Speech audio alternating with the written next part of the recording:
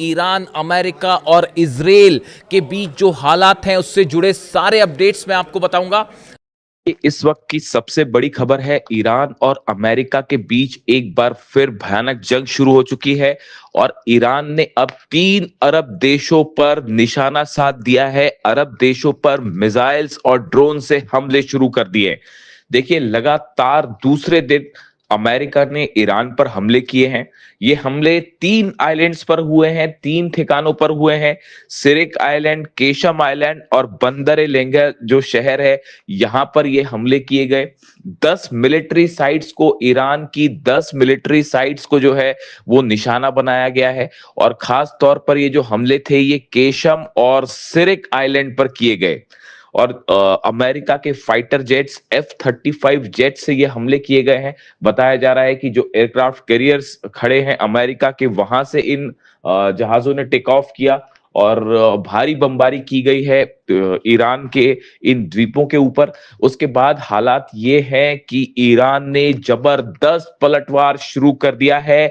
Bahrain में, Kuwait में, Iraq में इस समय हमले जारी हैं। सबसे बड़े हमले बहरीन और कुवैत में हुए हैं। कुवैत में अली अल सलेम एयर बेस पर ईरान ने खैबर मिसाइल से बड़ा अटैक किया है और बड़े नुकसान की खबरें आ रही हैं। अमेरिका के बेस को एक बार फिर ईरान ने दहला दिया है और बड़ा नुकसान हुआ है, यहां पर इस तरह की खबरें आ रही हैं।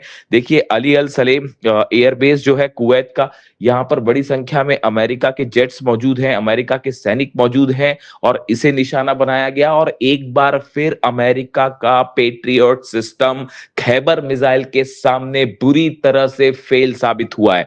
बताया जा रहा है कि कई ड्रोन्स भी लॉन्च कर दिए गए हैं कुवैत के ऊपर और कई जगह धमाके की खबरें भी आ रही हैं इस समय कुवैत पर, यानी कुवैत पर बड़ा हमला कर दिया है ईरान ने। इसी के साथ जो है बहरीन में पोर्ट सलमान बेस है, मनामा में, बहरीन की राजधानी में, जहां पर अमेरिका का अड्डा है। खास तौर पर फिफ्थ फ्लीट जो है नेवी की, जिसको पहले भी कई बार ईरान ने निशाना बनाया है। और अब एक बार फिर बहरीन में लगातार दूसरे दिन ईरान की तरफ से बड़े मिसाइल अटैक शुरू हो गए हैं। देखिए, कल जो है वो बहरीन पे जो हमले किए गए वो मुख्य रूप से ड्रोन स्ट्राइक्स थी। जो कल हमले किए थे ईरान ने, उसमें शायद 136 ड्रोन्स का इस्तेमाल किया गया था और ड्रोन अटैक किए गए थे। लेकिन अब जो है वो बहरीन पर बड़ा मिसाइल अटैक कर दिया है ईरान ने। खैबर मिसाइलें बरसा दी हैं फिफ्थ फ्लीट अमेरिका के हेडक्वार्टर पर। यहां पे भी कई जगह से धुआं उठता दिखाई दे रहा है और बड़े नुकसान की खबर आ रही है। इसी तरह से इराक में वो ग्रुप जो कि ईरान के खिलाफ है, उनके ऊपर भी लगातार हमले जारी हैं ईरान की तरफ से। देखिए, हालात ये हैं कि पूरे दुबई में, अबू धाबी में, सऊदी में, कतर में सब जगह अलर्ट कर दिया गया है कि कभी भी ईरान की तरफ से इन देशों पर भी बड़े हमले हो सकते हैं।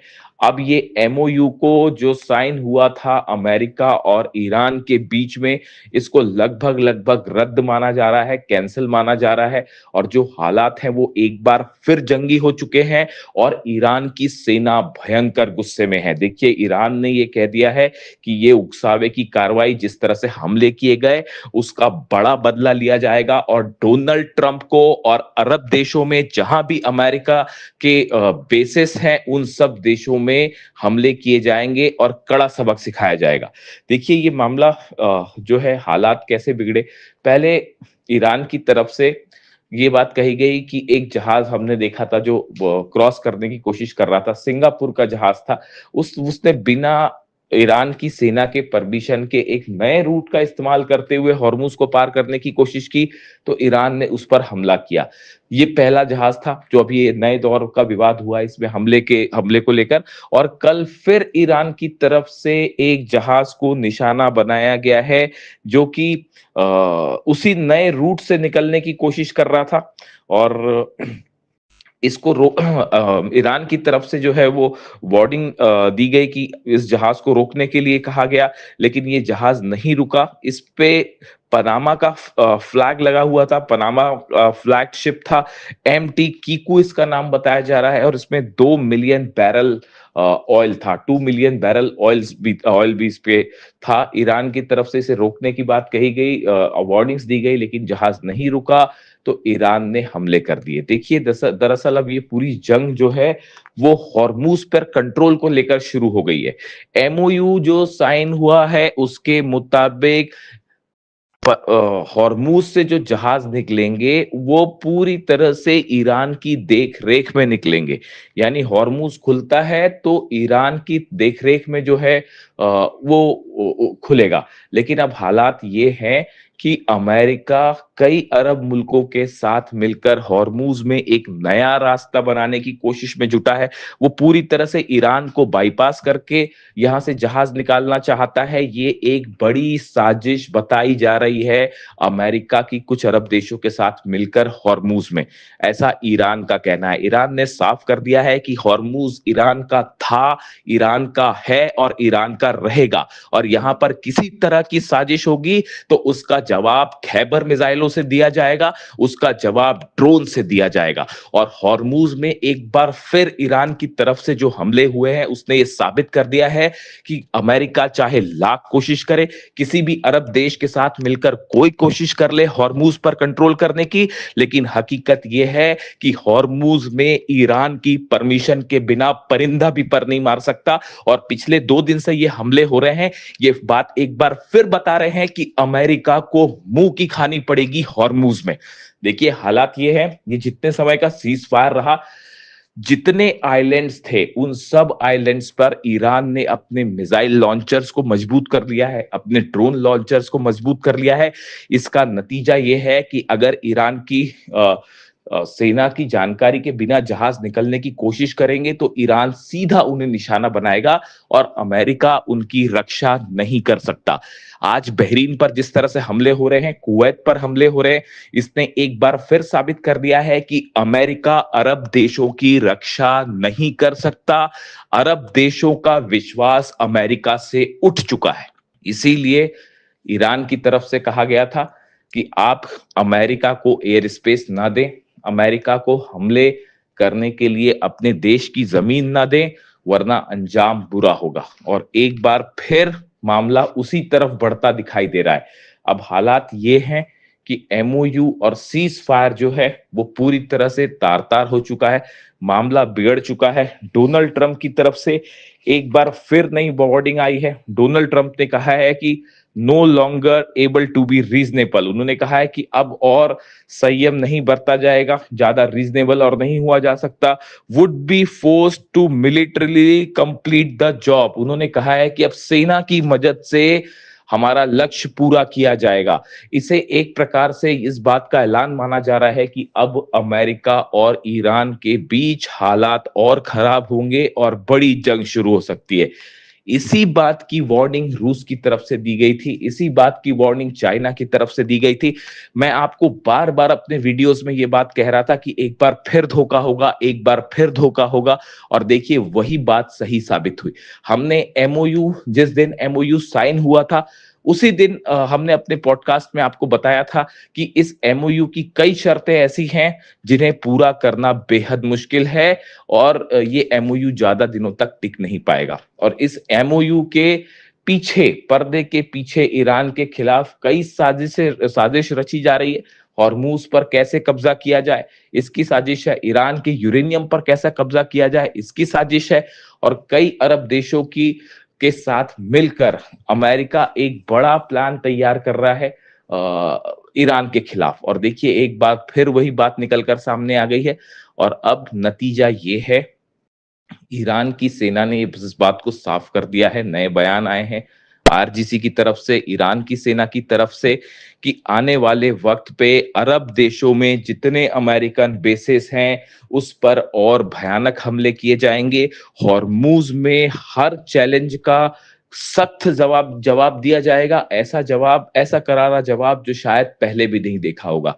बताया जा रहा है ईरान एक बहुत बड़े हमले की प्लानिंग कर रहा है। हालात देखिए लेबनान में भी जिस तरह से है, लेबनान में एक बार फिर जो है नेतन्याहू ने बमबारी शुरू कर दी है और वहां पर भी मौतों की खबरें आ रही हैं। ऐसा ही हाल गाजा का है। लेबनान में जिस तरह से समझौता हुआ, लेबनान की सरकार जो कि अमेरिका की पिट्ठू है, उसके बीच में और इजराइल के बीच में, उस समझौते को मानने से लेबनान के लोगों ने ही इनकार कर दिया है।